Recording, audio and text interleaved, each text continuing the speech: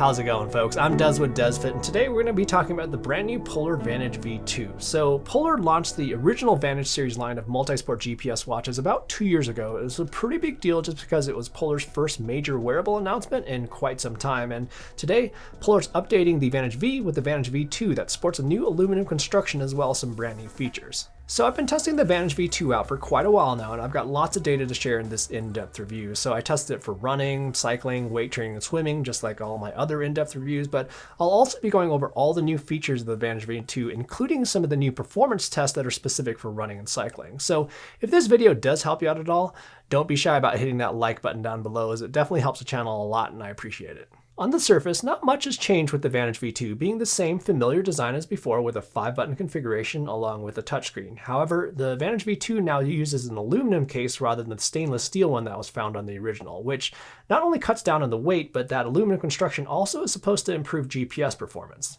On the back of the device, the Vantage V also includes the latest and greatest Polar Precision Prime heart rate sensor, which has a different algorithm than the original, which has a different firing pattern, which is supposed to get more accurate results.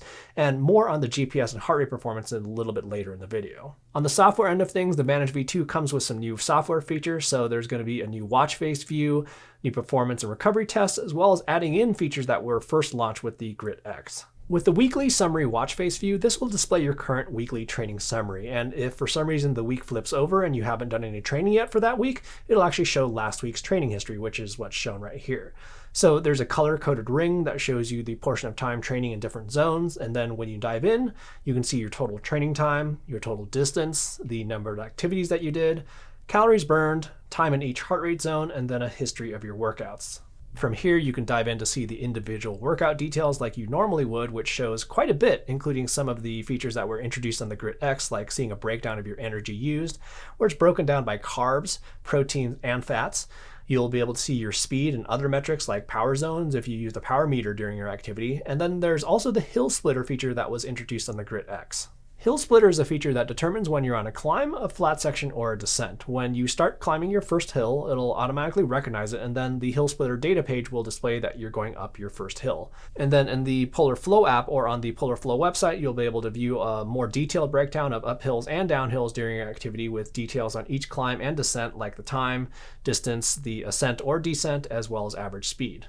Hill splitter can be a useful feature for doing hill repeats. So as you're doing repeats on a hill, you'll be able to see if you're increasing or decreasing pace as you do each interval. However, where it's not as useful though is more in a navigation context. So let's say you're actually climbing a hill and you don't necessarily know how much of the climb is remaining, that's where hill splitter won't be as useful, just because you won't be able to load in a route for the hill splitter feature, so it won't be able to tell you the climb remaining. Another feature that came out on the Grit X but now is included with the Vantage V2 is going to be Fuelwise, which allows you to create a fueling strategy for your activity where you can set reminders for carbs as well as hydration. You'll set these up by choosing this Fuelwise option in the main menu. From here, you can set the estimated duration of your activity, the estimated intensity level, then the amount of carbs that you plan on consuming in each serving.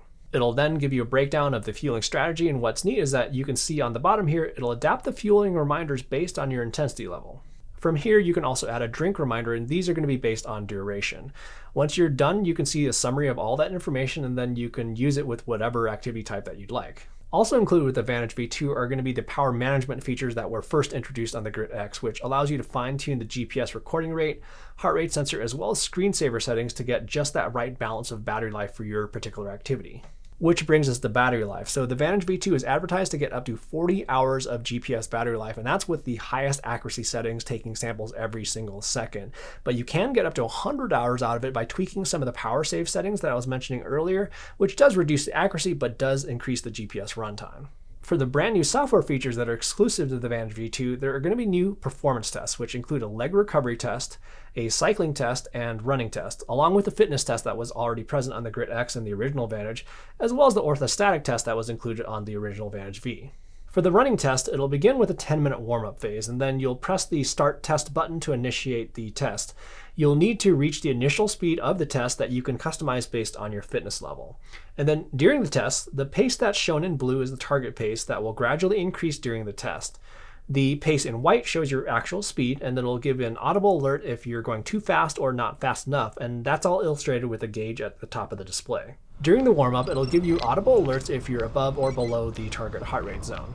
When you start the test, it'll start at that target pace that you set up previously. So for me, I started the test at an 8.5 minute pace, and then I ended the test around a 6 minute pace. But just keep in mind that you need to reach 85% of your maximum heart rate, and you need to be running for at least 6 minutes. So what I noticed is that basically for every minute of the test, the pace will increase by 20 seconds. So you may need to do a little bit of math there just to make sure that you're running for at least 6 minutes. But my recommendation would be probably to start out a little bit slower just to ensure that you're going to actually complete the test.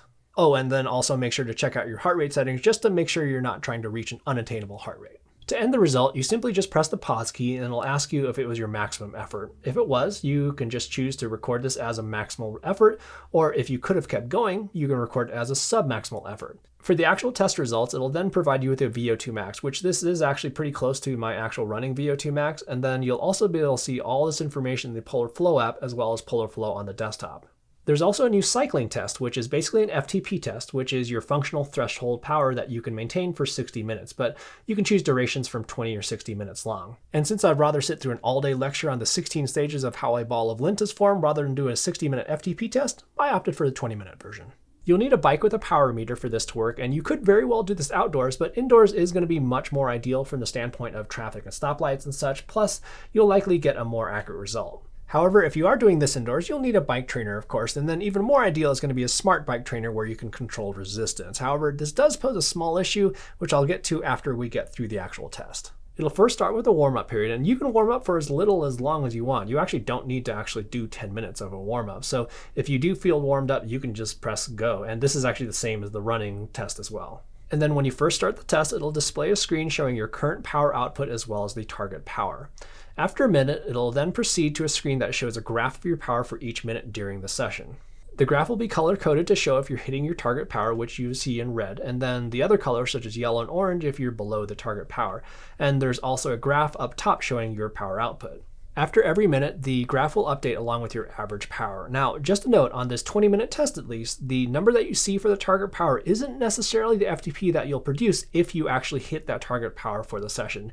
And we'll see that illustrated here in a second for a little bit better explanation.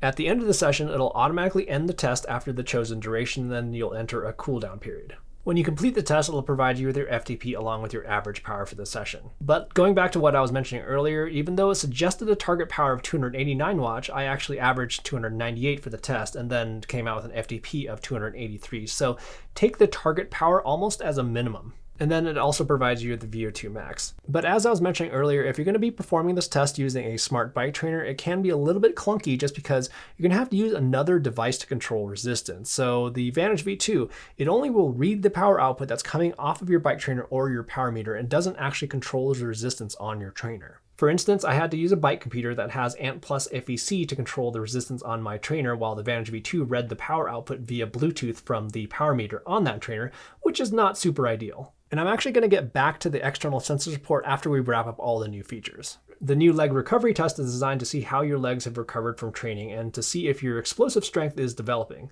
You'll perform 3 jumps from a standing position with your hands on your hips.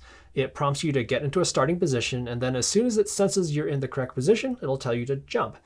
After a few seconds, you'll perform 2 more jumps to complete the test. From here, it'll display the height of your jumps. And what's neat about the leg recovery test here is that this data is actually utilized by FitSpark, and the watch will adapt the suggested workouts based on the recovery results. And then with all this testing data, Polar will also be rolling out a test hub where you can see all your test results and track your progress over time. And then 2 other small software changes that come to the V2 are going to be some new watch faces as well as music control for the music that's playing on your phone. With the music controls, you have the option of having them always on for training, or off for training, and this is available for both iOS as well as Android phones.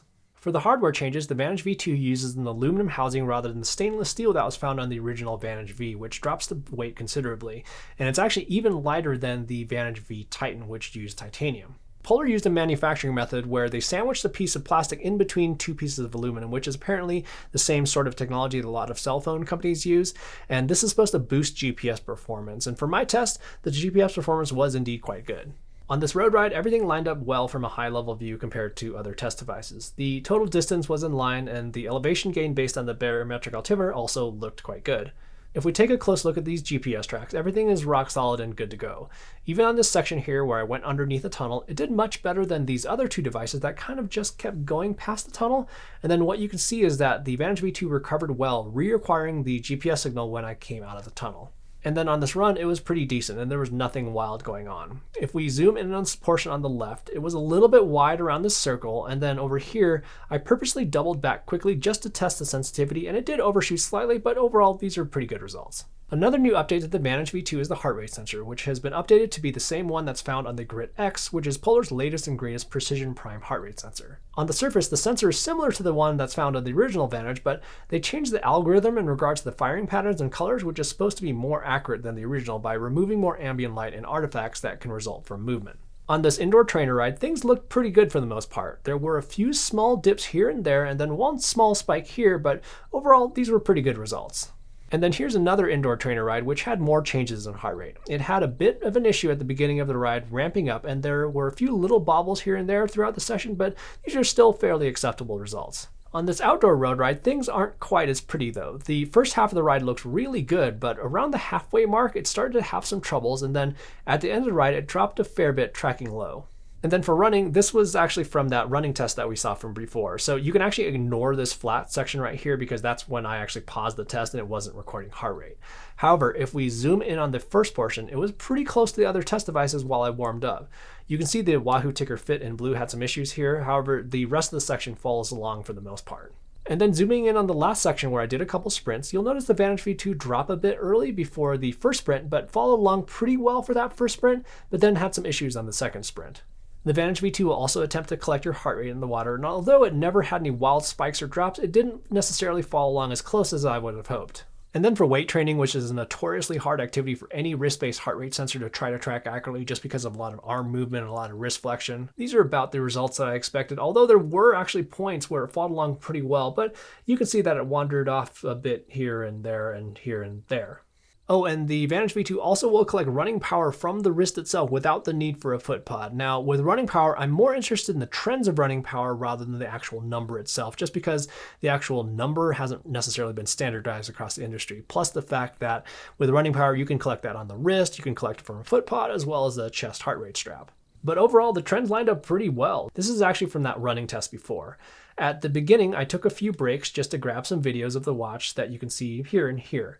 But for the rest of the run, the trends lined up really well. And then the Vantage V2, just like all other current Polar wearables, does swim tracking very well with its automatic lap detection, or lined up with another device which I manually started and stopped. And then it'll also provide stroke detection, which also worked well.